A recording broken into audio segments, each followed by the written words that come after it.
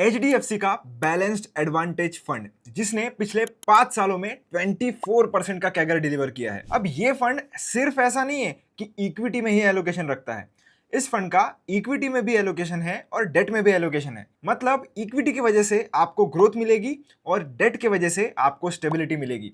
कुछ ऐसे ही काम करता है बैलेंस्ड एडवांटेज फंड। अब इसमें कुछ फिक्स प्रोपोर्शन तो नहीं होता है कि इक्विटी का कितना रखना है और डेट का कितना रखना है, ये टोटली फंड मैनेजर के ऊपर डिपेंड करता है। तो आइए इस फंड को डिटेल में स्टडी करते हैं, इसके पास्ट परफॉर्मेंस को समझते हैं, इसको इसके पीयर्स के साथ कंपेयर करके देखते हैं, रोलिंग रिटर्न्स को स्टडी करते हैं, रिस्क रेशियोज को एनालाइज करते हैं और देखते हैं ये फंड कौन से लोगों के लिए सबसे सही रहेगा। मेरा नाम है सार्थक, आप देख रहे हैं with vision. Let's get started. अगर आपने चैनल को सब्सक्राइब नहीं किया है तो प्लीज कर देना और वीडियो को लाइक भी कर देना। तो फंड ओवरव्यू से हम शुरू करते हैं, जिसमें मिनिमम इन्वेस्टमेंट अगर आपको इस स्कीम में करनी है तो आप कर सकते हो 100 रुपए से। मिनिमम SIP करनी है तो 100 रुपीज से आप कर सकते हो।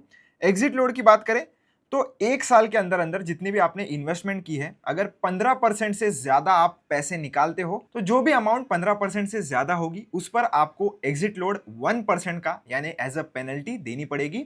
1 साल से पहले की मैं बात कर रहा हूँ। 1 साल से बाद में अगर आप विड्रॉ करते हो तो उसमें कोई भी एग्जिट लोड आपसे नहीं लिया जाएगा। कोई भी लॉक इन इसमें नहीं है, यानी कि आप जब चाहो तब अपना पैसा निकाल सकते हो। पर अगर आप 15% से ज्यादा निकालोगे 1 साल में तो आपको पेनल्टी देनी पड़ेगी एग्जिट लोड के तौर पर। अब रिटर्न सिंस लॉन्च यहाँ पर 15.55% का दिखा रहा है। लॉन्च डेट 2013 की है, पर ये फंड उससे भी पुराना है। इसका बेंचमार्क है Nifty 50 hybrid composite debt 50-50 index. अब रिस्कोमीटर पर ये फिर भी वेरी हाई कैटेगरी के अंडर आता है। एसेट्स अंडर मैनेजमेंट इसके भी 1 लाख CR के ऊपर जा चुके हैं, पर एक्सपेंस रेशो 0.72% है, जो मुझे थोड़ा हायर साइड पे लगता है क्योंकि फंड एसेट्स अंडर मैनेजमेंट के टर्म्स में बहुत ही ज्यादा बड़ा है।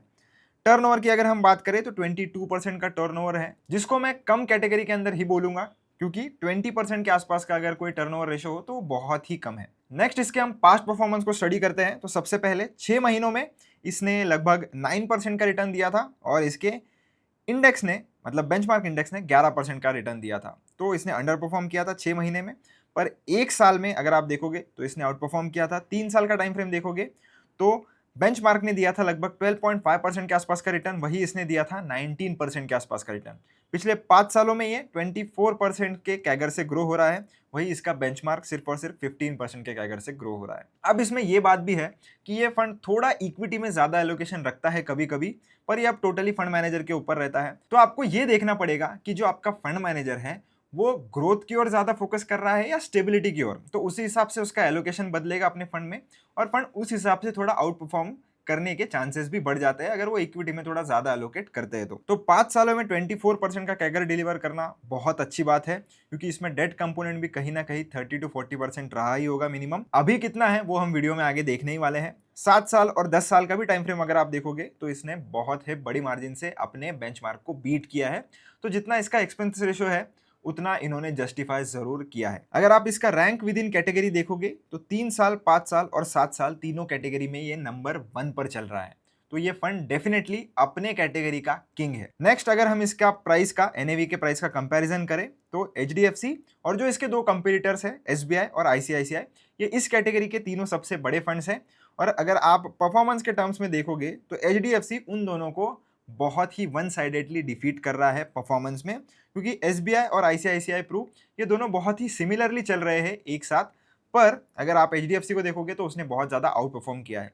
आपको SBI और ICICI का भी वीडियो मिल जाएगा चैनल पर, अगर आप उसमें इन्वेस्ट करने का सोच रहे हो या उसमें एग्जिस्टिंग इन्वेस्टर हो तो वो वीडियो जरूर चेकआउट कर लेना। अब इसका मतलब ये नहीं है कि SBI और ICICI के जो फंड्स है वो टोटल ही फालतू फंड है, बिल्कुल भी नहीं। अगर उस फंड का एम ये है कि वो स्टेबिलिटी को ज्यादा फोकस कर रहे हैं तो ऑब्वियस सी बात है वो थोड़ा परफॉर्मेंस में कम भी होगा, क्योंकि इक्विटी का एक्सपोजर अगर वो कम करेंगे तो ऑब्वियसली उनके रिटर्न्स थोड़े बहुत कम हो जाएंगे, पर वहां पर आपको एक्स्ट्रा स्टेबिलिटी भी मिलेगी। नेक्स्ट इसके रिस्क रेशियोज को अगर हम स्टडी करें तो स्टैंडर्ड डिविएशन आप इसका देखोगे तो कंपेयर टू इट्स बेंचमार्क कम है, शार्प रेशो भी ज्यादा है जो कि अच्छी बात है।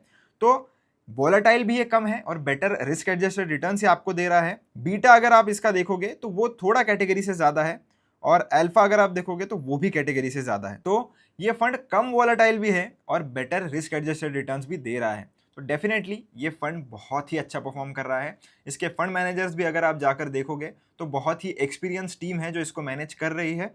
रिसेंटली 2022 के बाद इसके फंड मैनेजर्स थोड़े बहुत चेंज हुए हैं, पर परफॉर्मेंस में बिल्कुल भी चेंज नहीं हुआ है। नेक्स्ट इसका अगर आप एसेट एलोकेशन देखोगे तो अभी फिलहाल के हिसाब से 60.09% इक्विटी में है और लगभग 27 या 28% के आसपास डेट में है।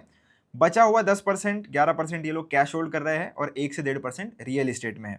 अगर आपको इन डिटेल देखना है तो ये जो फंड की इक्विटी में स्टाइल है, जो ग्रोथ ओरिएंटेड कंपनीज है और जो लार्ज कैप में है फिलहाल वहां पर इन्वेस्टेड है।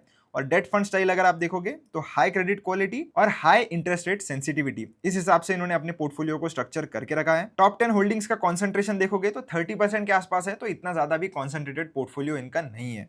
तो बहुत ही वेल डाइवर्सिफाइड और वेल बिल्ड पोर्टफोलियो है इस स्कीम का फिलहाल के हिसाब से, और पर्सनली मुझे भी बहुत ही इंप्रेसिव लगा है। नेक्स्ट इसके अगर आप रोलिंग रिटर्न स्टडी करोगे जो आपको ये बताते हैं कि आप अगर किसी भी फंड में इन्वेस्ट कर रहे हो एक पर्टिकुलर टाइम फ्रेम के लिए, तो आपको कितने कंसिस्टेंटली अच्छे रिटर्न्स इसने निकाल के दिए हैं। क्योंकि रोलिंग रिटर्न्स अगर आप कंसीडर करोगे तो आपको एक कंसिस्टेंसी का फैक्टर मिल जाता है। तो इस पर्टिकुलर कैटेगरी में जो इसके कंपीटिटर्स है ICICI प्रू का और SBI बैलेंस्ड एडवांटेज फंड, तो इसमें रोलिंग रिटर्न्स अगर आप सबसे अच्छे देखोगे तो वो HDFC के ही है और उसके बहुत ही क्लोज है ICICI के।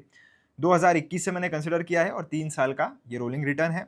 और अगर आप इसके बेंचमार्क के रोलिंग रिटर्न्स को देखोगे तो तीनों ही इसको आउट परफॉर्म कर रहे हैं। तो नो डाउट तीनों भी अच्छे फंड्स हैं, पर आपके हिसाब से कौन सा अच्छा है ये आपको चूज करना पड़ेगा। जिस किसी भी फंड के साथ आपकी इन्वेस्टमेंट फिलोसॉफी मैच करती है आप उसे चूज कर सकते हो। तो दोस्तों कैसा लगा ये फंड मुझे कमेंट सेक्शन में जरूर बताना। क्या आप इसमें एक एग्जिस्टिंग इन्वेस्टर हो या इन्वेस्ट करने का सोच रहे हो?